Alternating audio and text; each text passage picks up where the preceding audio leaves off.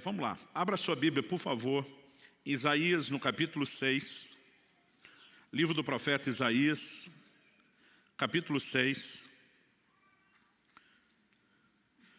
Nós vamos ler do versículo 1 até o versículo 8. Esse vai ser o nosso ponto de partida para aquilo que vamos compartilhar hoje.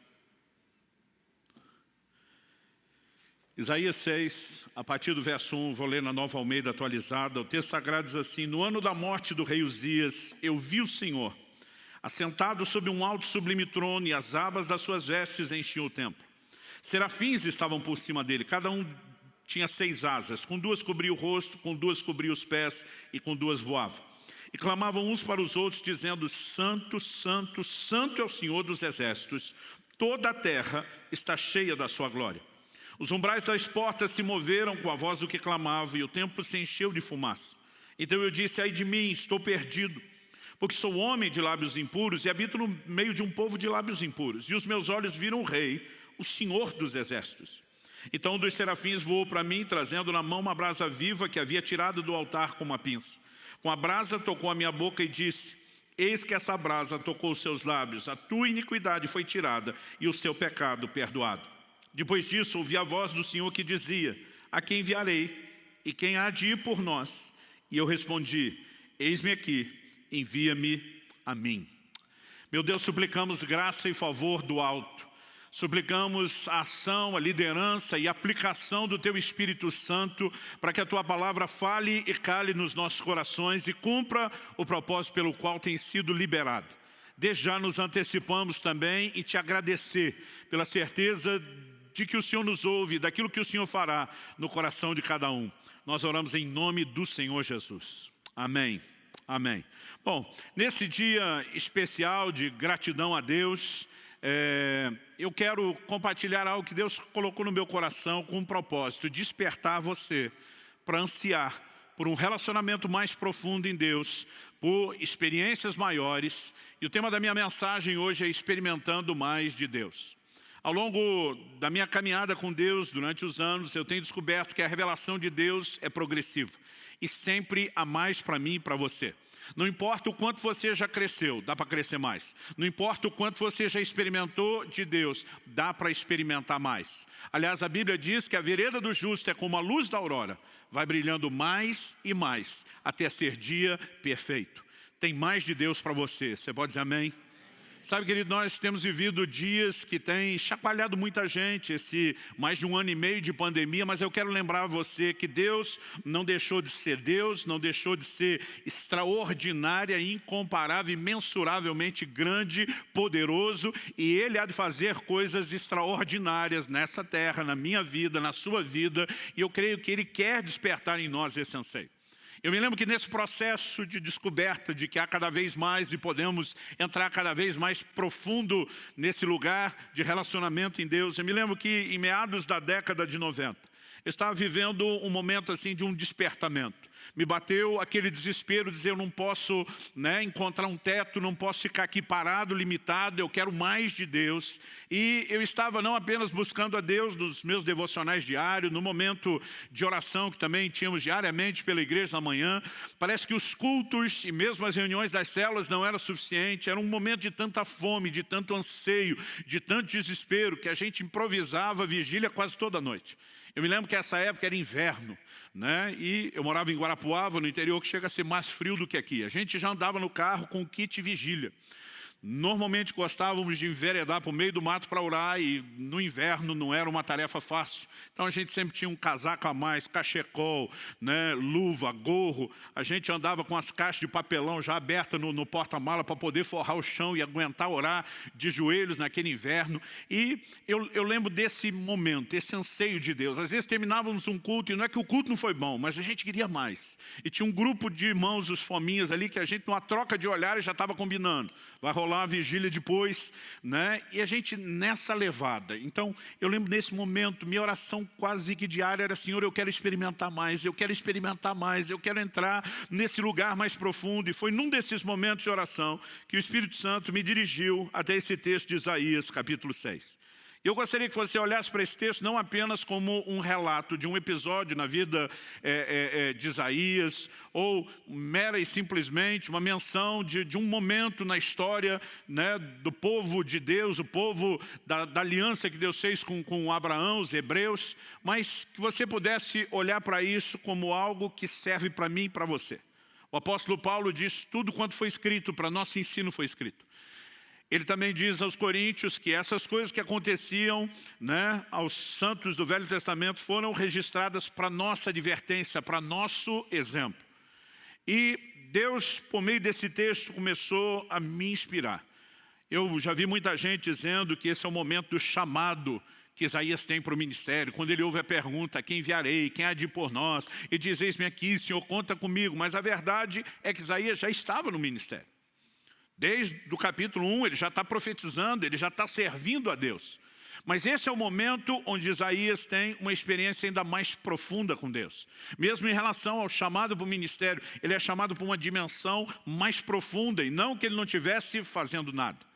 E de repente eu comecei a pensar no que foi essa experiência. Tirando o aspecto místico, que deve ter sido impactante, de uma visão que ele tem no templo. Quando você começa a observar, a analisar aqui o desenho da experiência, algumas coisas me chamaram a atenção. Eu queria destacar 5 aspectos dessa experiência de Isaías, esperando que isso empolgue você. Em primeiro lugar, ele tem uma nova revelação de Deus. A revelação tanto da santidade de Deus como da realeza de Deus é algo singular até então nas Escrituras. Ele diz: os meus olhos viram o rei. Ele diz: ele estava sentado num trono. Trono é a cadeira dos governantes. Ele diz: as orlas do seu manto enchiam o templo. Ele está falando do manto real. Ele tem a revelação de Deus na sua santidade, na sua realeza, uma percepção, né, nunca antes experimentada, e talvez uma revelação que Deus não havia comunicado de maneira clara. Em segundo lugar, a Bíblia diz, né, que a voz daquele que clamava, uma referência aos serafins, a Bíblia diz que os limiares do templo foram chacoalhados. O templo era o centro, a sede de todo o culto e de toda atividade religiosa. Embora Deus se manifestasse lá, é óbvio, né, que não havia nada necessariamente sagrado no templo, a não ser a manifestação da presença de Deus. Mas quando Deus chacoalha aquela estrutura, de alguma forma, né, o que ele falou e inspirou o meu coração analisando a experiência de Isaías, trazendo uma aplicação já bem personalizada, é que todos nós precisamos de uma experiência que chacoalhe os alicerces de religiosidade da nossa vida. Que nos leve a não apenas permanecer dentro das regras de funcionamento. Embora a gente se mova dentro delas, precisa haver algo maior na minha e na sua vida. Em terceiro lugar, a Bíblia diz que a casa se encheu de fumaça. E isso é recorrente na Bíblia. Quase sempre que você tem uma revelação da glória, né, a chamada Shekinah, a glória de Deus, a Bíblia fala ou de nuvem ou de fumaça. De alguma forma é como se Deus claramente estivesse dizendo: eu quero turvar a sua visão. E visto que Deus não trabalha na contramão e nem de forma negativa, nós precisamos entender qual seria o propósito de turvar uma visão. Quase sempre que o aspecto negativo aparece, ele, na verdade, precede e antecede uma substituição por algo positivo. Por exemplo, para o profeta Jeremias, Deus diz: eu te estabeleci para arrancares e plantares. Antes de plantar nova planta, arranca velho. Deus diz: eu te estabeleci para derrubares e para edificares. Antes de edificar o novo prédio, derruba-se o anterior. Porque se o velho não for removido, não haverá lugar para o novo. Em quarto lugar, ele tem uma percepção da sua limitação, do seu pecado. Ele se vê como um homem de lábios impuros, e como diz outra versão, que habitava no meio de um povo de impuros lábios. Mas ele não tem apenas a percepção do seu pecado ou das suas limitações. Ele experimenta um toque santificador. Um anjo pega uma brasa do altar, toca a boca do profeta e diz: tua iniquidade foi tirada. Porque o propósito de Deus não é apenas dar diagnóstico de pecado. Normalmente, por meio do diagnóstico que leva o homem ao arrependimento, o que Deus quer trazer é cura. Então, ele tanto tem a percepção das suas limitações, como ele tem um toque santificador e transformador. E por último, uma vez que nós já definimos que ele estava no ministério, e isso não é o início de tudo, nós podemos dizer que, no mínimo, ele tem uma nova percepção, de uma profundidade, de uma outra dimensão do serviço do ministério. E de repente eu comecei a pensar nessas 5 características. Uma nova revelação de Deus, as bases de religiosidade sendo estremecidas, a visão antiga sendo confundida, porque normalmente é o que é necessário para que a nova se estabeleça, um toque transformador e santificador, e em quinto lugar, uma nova percepção ministerial. Então, mesmo imaginando que talvez a experiência de Isaías, nos moldes em que aconteceu o aspecto místico, não fosse necessariamente ser reproduzido de maneira igual para cada um de nós, nós podemos entender que no mínimo os benefícios dela é algo que está à disposição de cada um de nós. Aliás, não gosto da ideia de um Deus que faz acepção de pessoas. Isso é contrário às Escrituras. Deus não tem filhos prediletos. Eu não posso conceber isso, a menos que o filho seja eu. Aí dá para abrir uma exceção.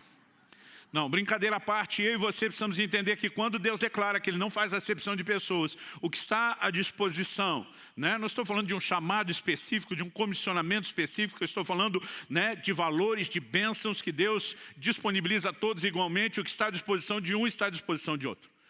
E de alguma forma, naquele momento, meu coração que já estava cheio de sede, de fome, de anseio por mais de Deus, começa a olhar para isso tudo e dizer, eu também quero uma nova revelação de Deus. Eu também quero as bases de religiosidade sendo estremecida, a visão anterior sendo confundida, o toque transformador, a nova percepção ministerial. E eu começo a orar e dizer, Senhor, se o Senhor me trouxe esse texto, qual é o caminho, o passo prático? E de repente, os meus olhos se abriram. Já se foram aí pelo menos 2 décadas e meia que isso aconteceu. E a frase, no ano em que morreu o rei Uzias, ou no ano da morte do rei Uzias, saltou aos meus olhos. E de repente eu percebi que a essência do texto comunica uma substituição. No verso 5, ele começa dizendo, no ano da morte do rei Uzias, no 5 ele diz, eu vi o rei, o Senhor dos exércitos. Ele está dizendo, quando morre um rei humano, natural, algo acontece e eu entro na revelação de Deus como rei. E se seguimos essa lógica de que às vezes a necessidade de que algo negativo seja removido antes de que aquilo de aspecto positivo seja comunicado, revelado ou estabelecido, nós podemos entender que há uma chave sendo comunicada aqui. Isso também me veio com muita clareza e ao longo desses anos eu tenho provado de maneira progressiva, não completa, mas progressiva cada vez mais a realidade dessa chave. Antes de mais nada, eu quero que você tente imaginar o contexto da visão. Daqui a pouco nós vamos falar sobre quem era Uzias com mais detalhes. Mas Uzias foi um grande herói nacional. Talvez depois de Davi não tenha existido nenhum conquistador, alguém que tenha liderado um exército de conquista como Uzias fez. Ele assume uma nação praticamente falida, quebrada e a transforma numa grande potência mundial dos seus dias. E você precisa entender que Isaías, nesse início, nesse momento da vida dele, ele ainda é muito jovem. Uma dedução que não é difícil de você fazer. Até porque no capítulo 1 e no versículo 1 do livro de Isaías, ele introduz o livro dizendo, visão que Isaías, filho de Amós, teve a respeito de Judá e Jerusalém nos dias de Uzias, 1, Jotão, 2, Acais, 3 e Ezequias, reis de Judá. O homem profetizou durante o reinado de 4 reis. Não estamos falando mera e simplesmente, né, de uma pessoa que profetizou durante o mandato de 4 presidentes. Nosso mandato é de apenas 4 anos. Esses reis gastavam muito tempo no seu reinado. Para você ter uma ideia, só o próprio rei Uzias, que é o primeiro aqui da lista, a Bíblia diz, em 2 Crônicas 26, daqui a pouco nós vamos para lá, que ele reinou 52 anos em Jerusalém. Só Ezequias. Como seria possível Isaías profetizar durante o reinado de 4 gerações? De outros 3 reis que sucederam Uzias. A única conta, mesmo que você dê bastante longevidade a Isaías, é que ele começou muito novo no finalzinho do reinado de Ezequias e ele termina bem velho no comecinho, no reinado de Uzias, e ele termina bem velho no comecinho do reinado de Ezequias, senão essa conta não fecha. E por que é importante para mim situar Isaías como alguém novo no final do reinado de Uzias? O homem reinou 52 anos, ele já está falando da morte, então não são deduções difíceis. Mas por que é importante reconhecer isso? Porque, primeiro, Isaías como alguém novo, era bem mais facilmente impressionável do que uma pessoa de mais idade. E segundo, Uzias já havia se tornado esse grande herói. Então, o impacto que ele teve, né, na nação e sobre Isaías é inegável. Mas o que significa essa substituição? Porque quando ele morre, vem a revelação de Deus, ou porque Deus decidiu comunicar isso. Porque Uzias, ele também nos transmite uma figura muito específica, muito particular. E para que a gente entenda o que é Uzias, o rei natural, morrer, para que os nossos olhos vejam o rei numa dimensão mais profunda, a gente então precisa entender, né, o que simboliza Uzias. Então, em segundo lugar, primeiro eu falei da necessidade de uma troca para se viver essa experiência mais profunda, o rei natural morrer, para que os nossos olhos vejam o rei. Em segundo lugar, vamos procurar entender junto o que Uzias simboliza. Então, você pode me acompanhar em segundo livro de Crônicas, capítulo 26. Eu vou ler a partir do versículo 3 e nós vamos juntos aí até o 16. Aqui nos dá um bom retrato do que foi Uzias e o seu reinado. O texto diz assim: Uzias tinha 16 anos de idade quando começou a reinar, e reinou 52 anos em Jerusalém. A mãe dele se chamava Jecolias e era de Jerusalém. Ele fez o que era reto aos olhos do Senhor, segundo tudo que Amazias, seu pai, havia feito. Propôs-se a buscar a Deus nos dias de Zacarias, que era sábio nas visões de Deus. Enquanto Uzias buscou o Senhor, Deus o fez prosperar. Duas afirmações aqui importantíssimas, né? A do versículo 5, propôs-se a buscar a Deus. E aí, o final do mesmo versículo diz: enquanto buscou o Senhor, Deus o fez prosperar. Você pode repetir essa frase comigo? Só para efeito didático, diga: enquanto buscou o Senhor, Deus o fez prosperar. Mais uma vez, com um pouquinho mais de ânimo e vontade, né? Ou de força para furar o bloqueio da máscara aí que está abafando sua voz. Diga: enquanto buscou o Senhor, Deus o fez prosperar. Agora, a partir do versículo 6, nós temos um resumo do que foi essa prosperidade. O texto diz: ele foi e guerreou contra os filisteus, destruiu as muralhas de Gate, de Jabne e de Asdod, construiu cidades no território de Asdod entre os filisteus. Deus o ajudou contra os filisteus, contra os árabes que moravam em Gur-Baal e contra os meunitas. Os amonitas pagavam tributo a Uzias, que chegou a ser tão poderoso que a sua fama se espalhou até a entrada do Egito. A frase até a entrada do Egito não significa muito para nós.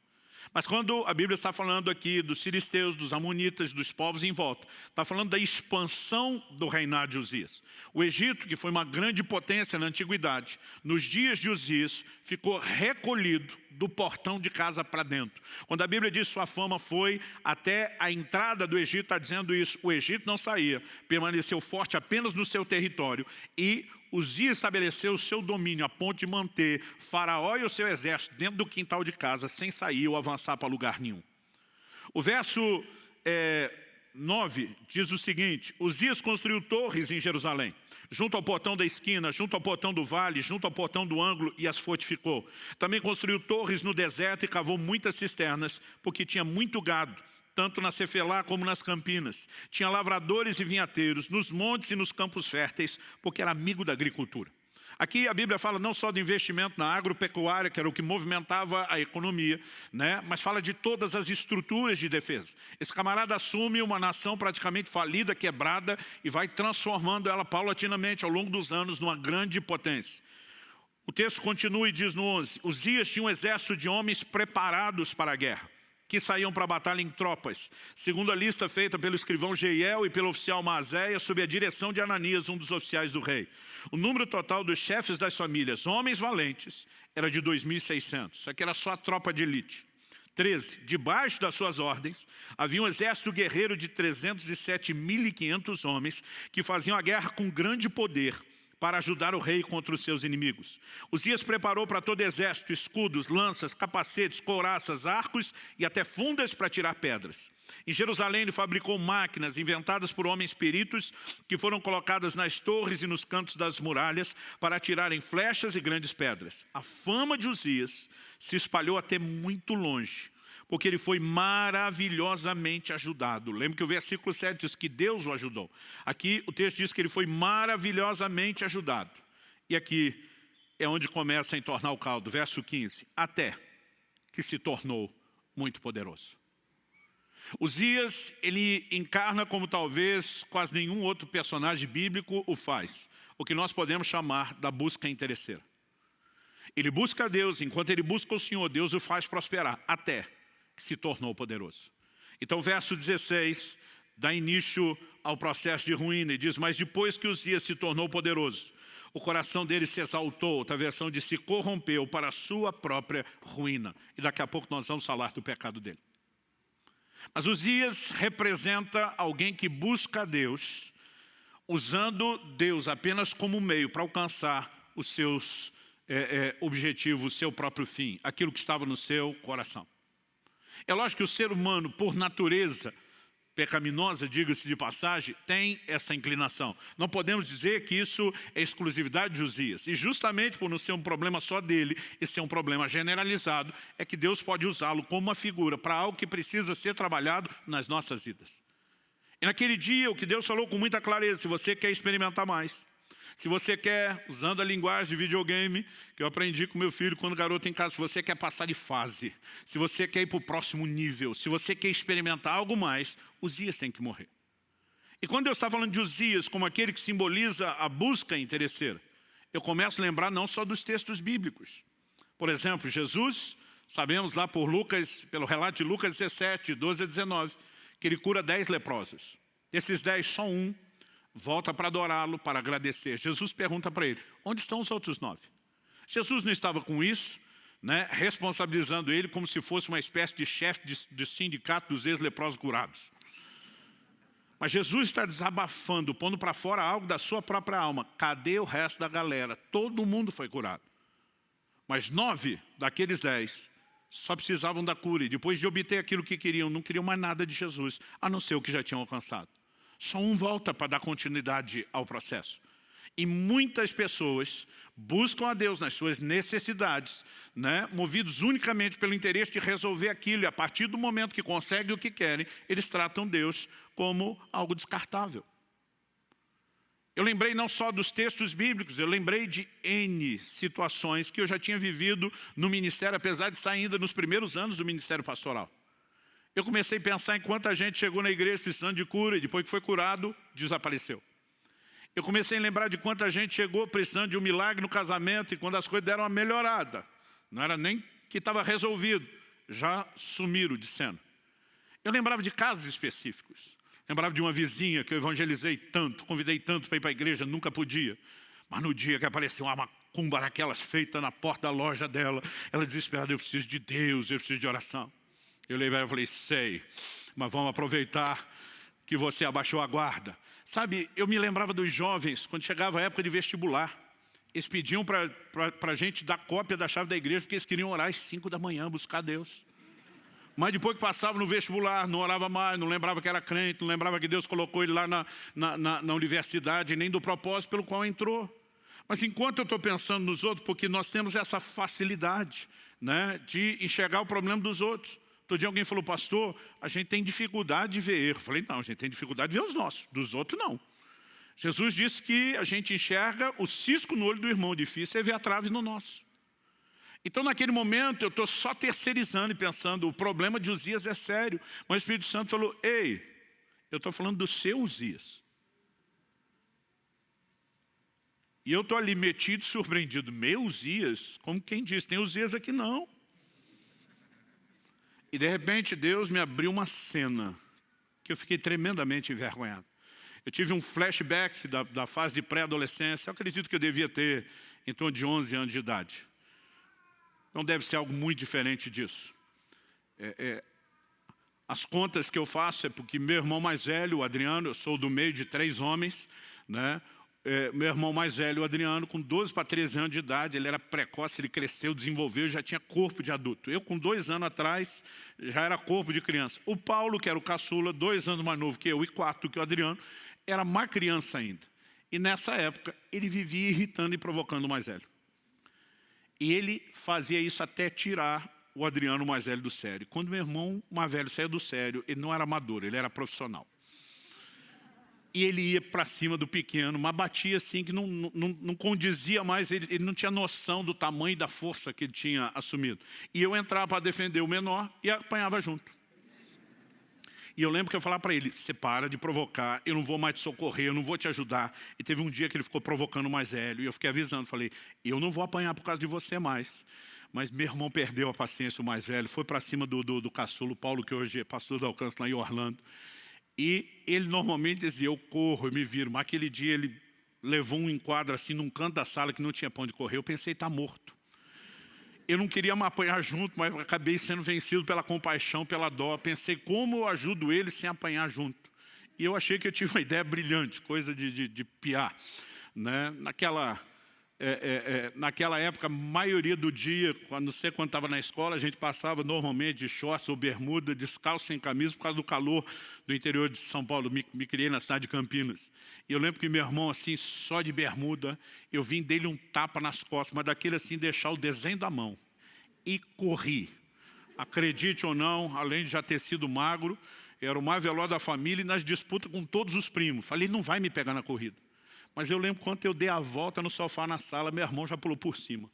Cortou um atalho, ele estava no meu encalço. Eu no desespero, tudo que eu olhava era o final do corredor. A hora que eu saí da sala, tinha o quarto dos pais de um lado, dos filhos do outro. Falei, eu tenho que entrar e fechar a porta. Mas eu vendo meu irmão no encalço, no desespero, eu estou no meio do caminho, eu vejo uma vassoura encostada na parede. Eu lembro que mamãe mandava a gente limpar a casa, a gente varria 2 metros, cansava, deixava lá para terminar depois. Coisas de adolescentes e pré-adolescentes. Eu não sei quem de nós largou aquela vassoura, mas a hora que eu vi ela, no instinto, no reflexo, falei, vai me ajudar a atrapalhá-lo para eu entrar naquela porta e me salvar. E, gente, até hoje eu não sei como que o negócio deu tão certo ou tão errado. Né? Porque do jeito que eu passei correndo, corredor, eu acho que não dava 2 metros, devia ser 1,5 metro. Do jeito que eu passo correndo, eu pego aquela vassoura e correndo eu viro e jogo ela só para tentar atrapalhá-lo. Não queria acertar e nem achei que daria para fazer o movimento tão rápido. Mas ela foi reta a vassoura assim, com aqueles arremessos de dardo, e a ponta do cabo de vassoura pegou na garganta do meu irmão. Eu não sei se empurrou o gogó para dentro, o que foi. Eu só lembro das pernas dele levantando, ele caindo de costa. Eu assustado porque acho que não foi só a força do golpe, a velocidade dele. Ele começa a debater no chão. Primeiro eu acho que ele está fingindo, fico naquela, vou ajudar, e se ele me pega, estou tentando entender o que é que está acontecendo. Eu não sei se foi o medo, mas a impressão que eu tinha é que meu irmão estava mudando de cor, que ele realmente não estava respirando. Entrei pela porta que eu devia ter pensado antes do banheiro, no meio do corredor. Fechei a porta, por precaução, tranquei, dobrei meus joelhos. E orei como eu nunca tinha orado. Deus, não deixe meu irmão morrer, eu não quero ser preso. Não sei nem se eu estava preocupado com ele. E eu comecei a clamar a Deus como eu nunca tinha feito até aquela idade. Falei, se o Senhor salvar meu irmão, não deixar ele morrer, eu prometo que eu nunca mais brigo com ele. Eu ainda estava orando, não tinha terminado a oração. Um chute na porta. Até quando o papai faleceu anos atrás, nós fomos buscar a mamãe para morar com a gente aqui no Paraná, tinha ainda o buraco remendado na porta que ele tinha feito. Aí quando eu digo que perdi a paciência, vocês me acreditem. A hora que deu o chute, que eu vi estar vivo, gente, eu nem terminei a oração, não teve nome de Jesus, amém. Eu levantei, já chutei a porta, pega eu, derruba a porta, quero ver. E continuei a briga do outro lado da porta. Deus me fez ver aquela cena, e gente, eu fiquei com tanta vergonha, eu falei, Deus, eu era criança. Quando você é adolescente, você acha que é adulto. Quando interessa, você diz, eu era criança, dá um desconto. O Espírito Santo diz, eu dou, vamos pular para a sua fase adulta. E diz, quando você começou o ministério, você passava horas e horas, trancado todos os dias orando. Por que você já não faz isso como fazia antes? Eu falei, eu era solteiro. Agora sou casado, tenho família, pastorei, não tenho mais o mesmo tempo. Ele falou, essa é a desculpa que você resolveu acreditar. E diz, lá atrás você queria muito viver as coisas que você vive hoje. Embora você diga que estava naquele quarto me buscando, você estava apenas buscando o que você conseguiu. E agora, porque conseguiu, você já não tem mais interesse em mim. E por vergonha eu vou parar aqui. Naquela hora, ele começou a mostrar a trave do meu olho que eu não enxergava. E eu quero te dizer, não dá para dizer o quanto, mas todos temos alguma coisa de Uzias dentro de nós. Todos temos algum elemento dessa busca interesseira, que às vezes valoriza mais o que ele faz do que a pessoa que ele é. E naquele momento, quando Deus começou a expor, eu entendi que se Uzias não morrer, nós nunca vamos passar de fase. Sabe, a história não começa com Uzias já morto. Há um momento onde eu e você vamos ter que mudar e reverter esse jogo.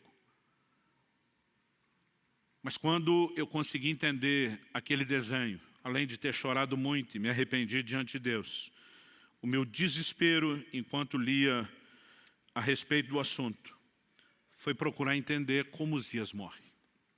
E antes de falar isso, e é com isso que nós vamos encerrar, eu quero só destacar que, ao longo das Escrituras, nós vemos Deus revelando de forma recorrente, um pedaço aqui, uma parte do quebra-cabeça lá, outra em outro lugar, um desenho de como Ele espera que nós nos relacionemos com Ele.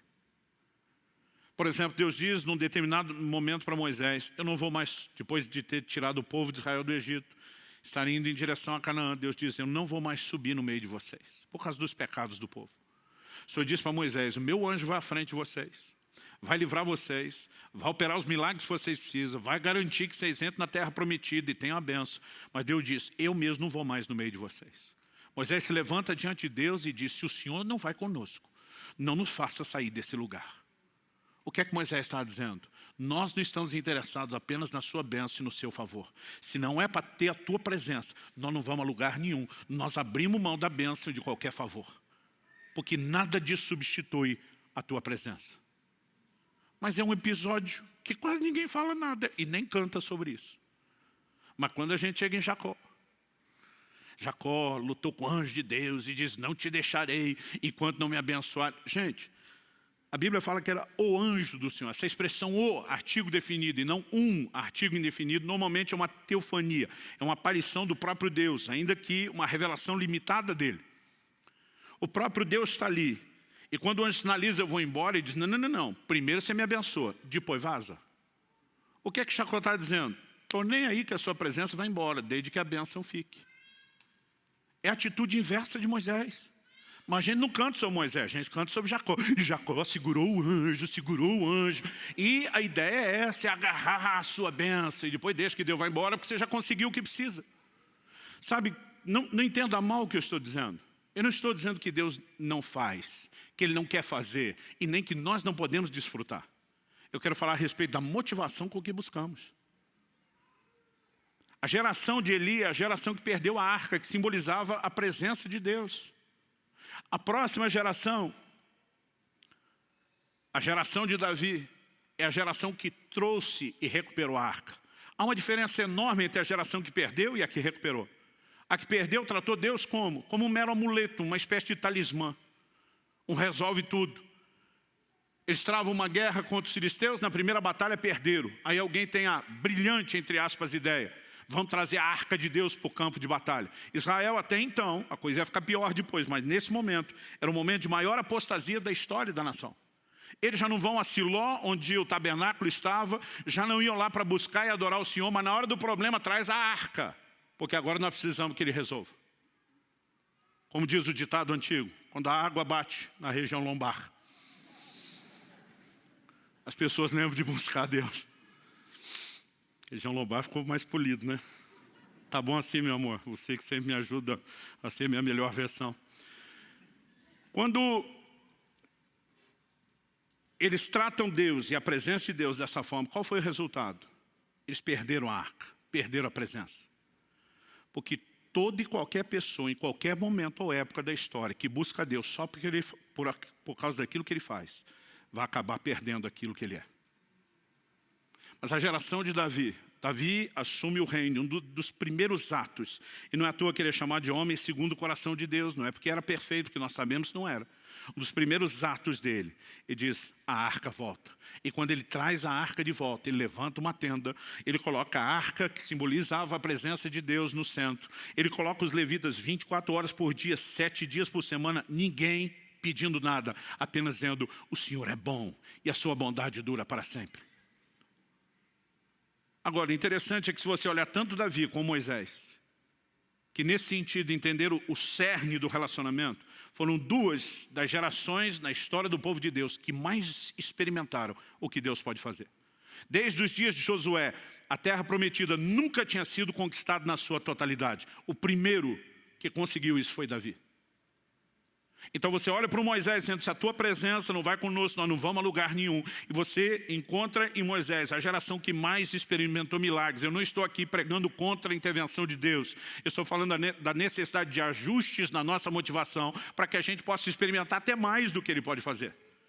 Eu quero te despertar a acreditar que nós podemos viver manifestações maiores, como indivíduos, como casa, como igreja. Nós podemos e nós iremos vivenciar manifestações maiores. O foco não é o que Deus faz. Um dia desse preguei essa mensagem em algum lugar, alguém falou, tá certo, esses pregadores ficam colocando Deus como fosse alguém que vive para resolver nosso problema. Eu falei, mas Ele também está lá disponível para tudo. Aliás, se você entender que o que Deus faz é uma consequência do que Ele é, então buscá-lo pelo que Ele é, inevitavelmente te levará a experimentar o que Ele faz. Hebreus 11 diz que Deus é galardoador dos que o buscam. Não é algo apenas que Ele faz, é o que Ele é. Ele é recompensador, Ele intervém. Eu não estou falando contra isso. E tem gente que fica tentando classificar o que é digno de pedir a Deus e o que não é. Irmão, eu prefiro descobrir no caminho. Eu gosto de dizer que eu cresci numa estrutura muito simples de família, que é o jeito mais bonito de dizer que a gente tinha dinheiro para nada. E eu lembro logo no início do meu ministério, quando chegava o fim do ano, eu ficava vendo aquelas propagandas de panetone. Que era uma coisa que a gente, por muitos anos, só sabia o que era em cartaz. Ou comia aqueles sequinhos do mercado do bairro, mas nunca aqui do bom. E eu lembro de eu estar pregando numa cidade, já aqui no interior do Paraná, e eu vi um cartaz de um panetone desse stop. Não vou fazer propaganda de graça e falar o nome, não. Eu lembro que eu falei, meu Deus, eu queria tanto comer um panetone. Tem gente que acha que não deveria te incomodar com isso. Eu acho que não é incômodo, eu acho que o Senhor gosta de mim para valer, eu acho que o Senhor quer agir na minha vida.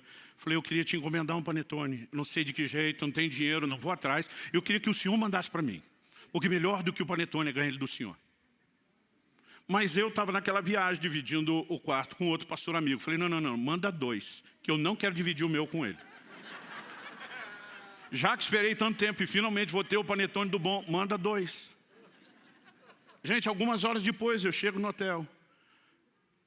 Eu lembro que eu peguei a chave com o atendente, ele falou, olha, só um pouquinho que alguém deixou alguma coisa aqui. Eu falei, quem? Tipo assim, quem que me conhece na cidade para deixar algo? Ele falou, não, a pessoa disse, na verdade, que você não conhece ela.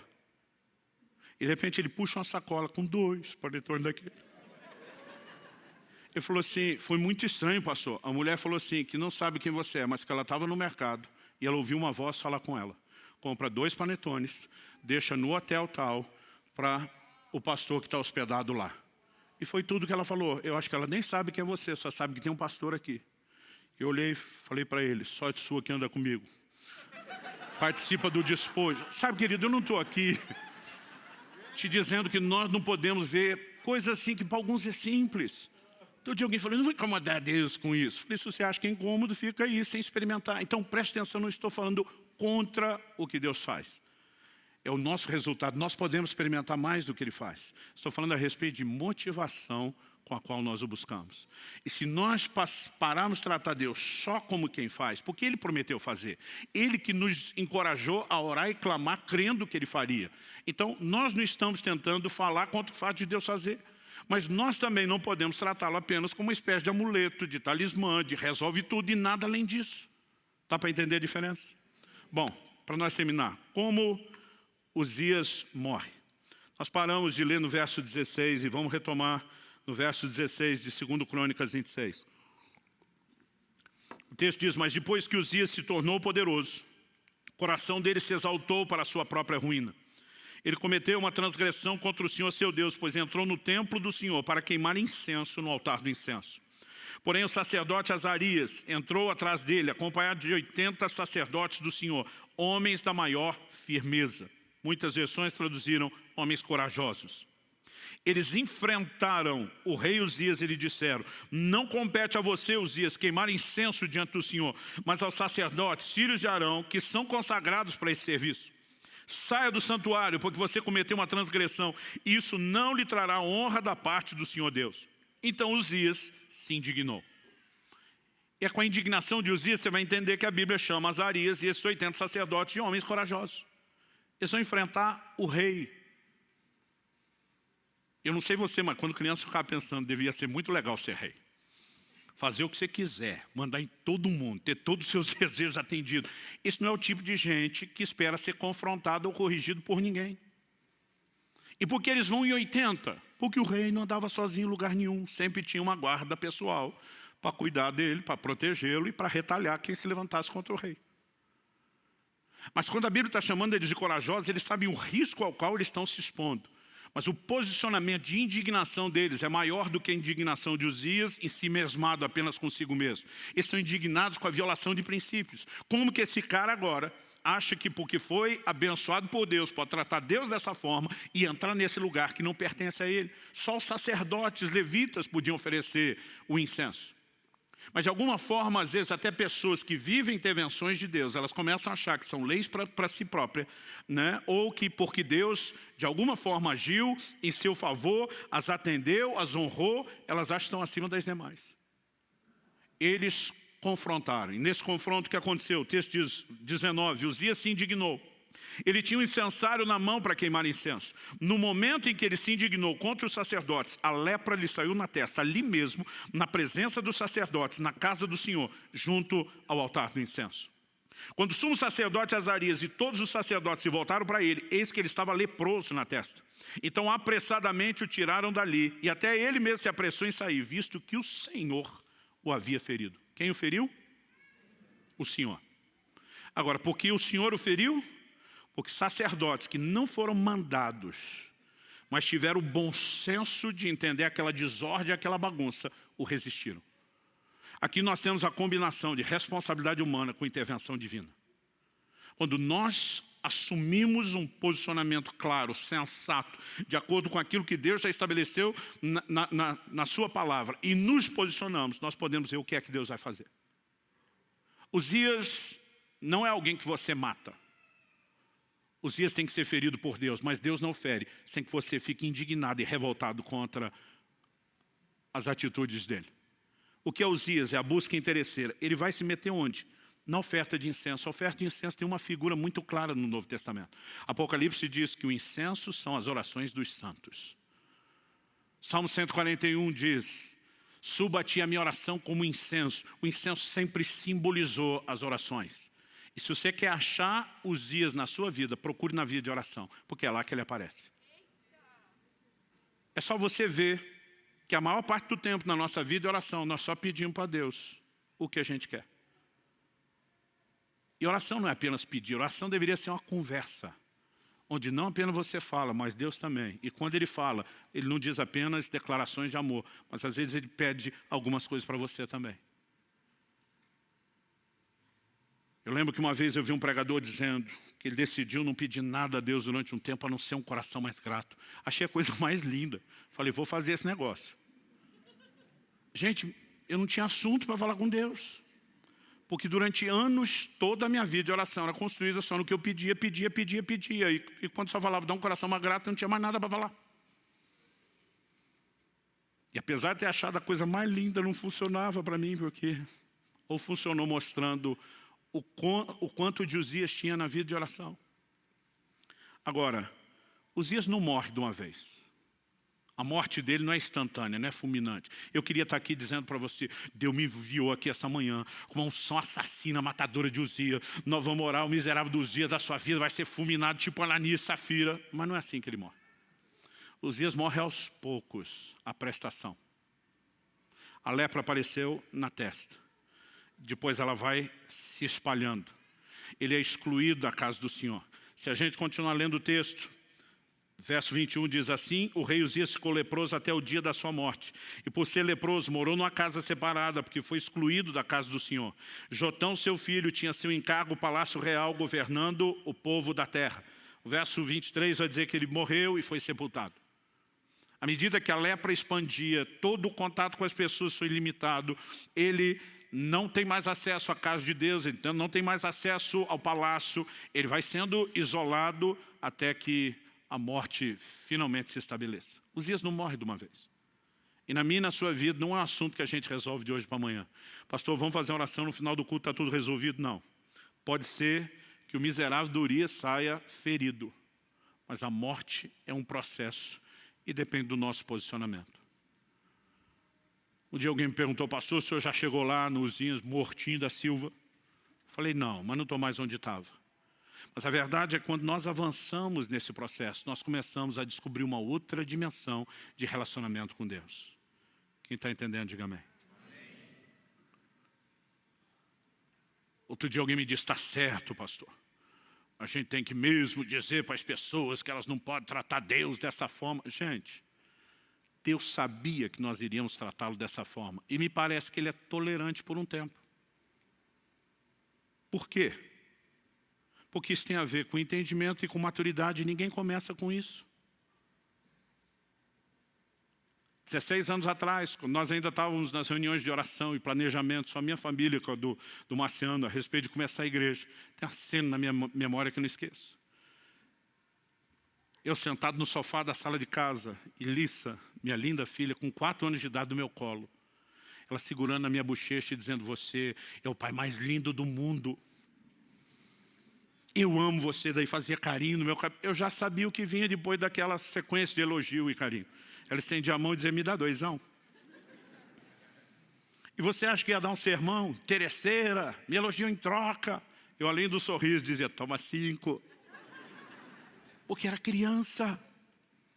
E num momento como esse, dá para você ser compreensivo. Mas se hoje, aos 20 anos de idade, fosse me tratar só como se eu fosse um banco, nossa relação teria deteriorado em vez de melhorado. Paulo diz em 1 Coríntios 13:11, quando eu era menino, falava com o menino, pensava com o menino, agia com o menino. E essa é a época que Deus olha e tolera. Como eu disse, às vezes eu falo desse assunto, a gente está certo, esses pastores ficam colocando Deus à disposição para fazer. Eu falei, não, Deus se colocou à disposição, não é os pastores que colocam Deus. Jesus pregou o evangelho não apenas chamando as pessoas ao arrependimento e à fé, mas ele curava os enfermos, expulsava demônios, operava milagres. Ele mostrava que Deus tem interesse de intervir nas necessidades das pessoas. O que ele não queria quando um leproso era curado e ia embora, era não continuar o processo depois de ter apresentado e demonstrado seu amor. Aí as pessoas repetem tanto ditado que na cabeça de alguns parece que já está na Bíblia. Virou versículo apócrifo. Quem não vem pelo amor, vem pela dor. Gente, nunca conheci na minha vida alguém que veio por amor. Como é que alguém ama o Jesus que ele ainda não conhece? Ah, pastor, o senhor converteu pela dor? Não. Eu ainda não tinha feito 3 anos de idade, nem tive tempo de passar pelas dores da vida. Mas por que é que eu entreguei minha vida a Jesus? Porque disseram que se eu não fizesse eu ia para o inferno. Eu não queria ir para o inferno. Falei que era Jesus. Pesa um, pesa outro. Falei, não sou besta nem nada, não quero inferno, quero Jesus. A gente vai amá-lo depois que vai conhecendo. Dá para entender a diferença? Agora, alguns vieram por uma grande dor física, por uma grande dor emocional, mas nenhum de nós veio sem interesse. E Deus no início olha para mim e para você e diz, ainda que seja por interesse, que pelo menos você venha a mim e me permita me revelar a você. A questão não é como chegamos, é como permaneceremos. Então há um momento onde o entendimento precisa mudar, há um momento onde a maturidade precisa mudar. E se nós aprendemos com Moisés e Davi, quando buscamos a Deus pelo que Ele é, não só pelo que Ele faz, além de também ter o que Ele faz, vamos desfrutar o melhor que é quem Ele é. Mas também aprendemos com Ele e com outros, se buscarmos a Deus só pelo que Ele faz, nós vamos perder quem Ele é e, consequentemente, também perderemos o que Ele faz. Vamos ficar em pé para parecer que está acabando? Eu gostaria que nós orássemos juntos. Embora, como eu disse anteriormente, não há uma unção fulminante para destruir Uzias de uma vez só. Há algo da parte de Deus que vem quando? Então preste muita atenção nisso, que essa talvez seja a parte mais prática. A mesma Bíblia que diz que eu e você somos o santuário de Deus, que era o lugar onde Uzias foi oferecer o incenso. A mesma Bíblia diz que eu e você somos santuário, também diz que nós somos sacerdotes.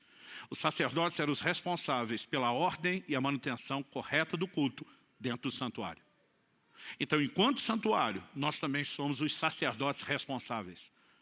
Ou seja, se tem vida devocional ou não com Deus, aí o responsável é você, não é mais ninguém.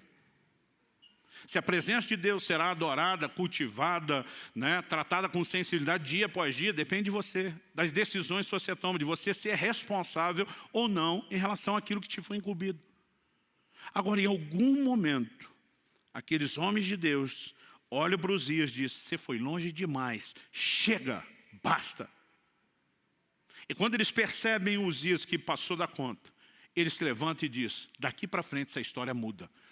Você não vai continuar essa busca interesseira. É no momento do posicionamento, Deus diz: esperei por isso há muito tempo. E ele fere Uzias. Um processo começa.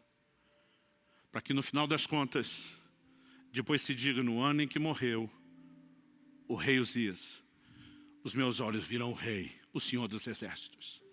Há uma revelação extraordinária de quem Deus é quando a busca interesseira morre. A busca continua, mas a interesseira é que tem que morrer. E quando essas coisas vão sendo mudadas e ajustadas, nós não apenas vamos poder desfrutar o que Deus mais quer nos revelar. Quando Ele faz algo, eu brinco que isso é apenas uma espécie de um cartão de visitas. Ele está tentando revelar seu amor, seu interesse por nós, a importância que temos aos olhos dEle. Mas o bem maior que Ele quer que eu e você desfrutemos não são suas bênçãos. É Ele o abençoador. Então eu não vim aqui te apontar o dedo, eu não vim aqui jogar pedra em você, eu não vim aqui dizendo que você nunca devia ter buscado a Deus por interesse, porque todos fizemos isso. Mas que à medida que o tempo passa e nós nos permitimos descobrir quem Ele é. Aliás, a partir do mês que vem nós vamos dar muita ênfase em conhecer a Deus. A partir do momento que começamos a descobrir quem Ele é e nos interessar por quem Ele é, isso muda completamente as coisas. E se isso, além de redefinir o meu relacionamento com Ele, ainda pode me ajudar a ter uma nova revelação dEle, sacudir as bases de religiosidade da minha vida, turvar a visão velha, o que vai proporcionar a nova, trazer um toque santificador e transformador e uma nova percepção de ministério ainda no pacote. É muito lucro para ser ignorado ou desprezado.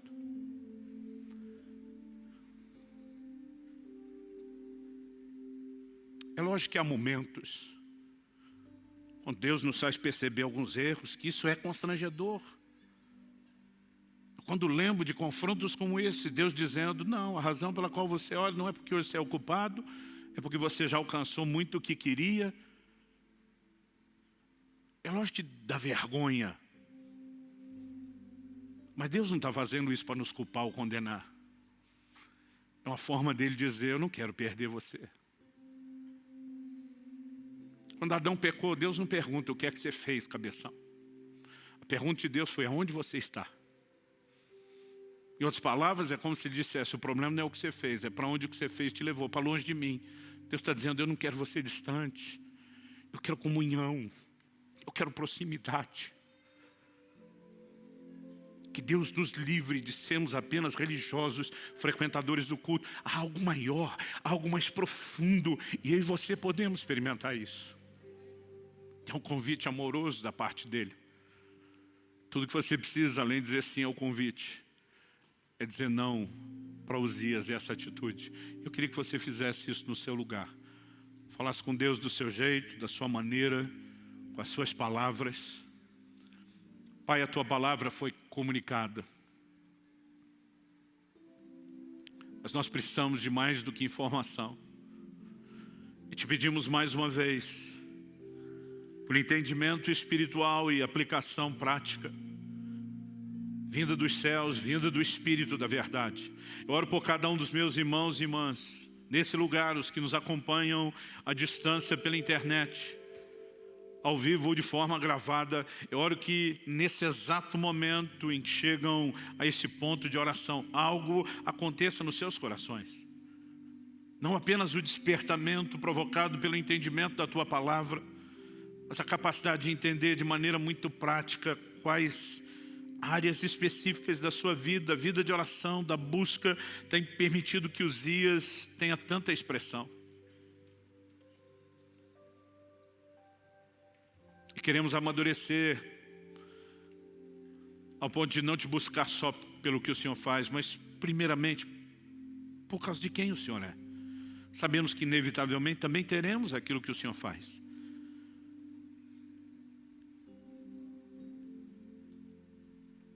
Clamamos Teu toque, a expressão da Tua graça nos envolvendo hoje, o auxílio do alto, não apenas abrindo os nossos olhos e nos ajudando a mapear onde estão os dias na nossa vida, mas gerando a indignação correta de dizer a Ele, basta, chega. E sabemos, se fizermos a nossa parte, o Senhor também vai feri-lo. E sabemos que quando Ele é ferido, é uma questão de tempo, Ele morre. E quando Ele morre, os nossos olhos se abrem para uma nova dimensão. Há uma nova experiência, um lugar mais profundo no Senhor. E é isso que nós almejamos. É por isso que nós clamamos em nome de Jesus. Oramos não apenas por esse momento, na vida e na história de cada um. Oramos que como igreja, Senhor,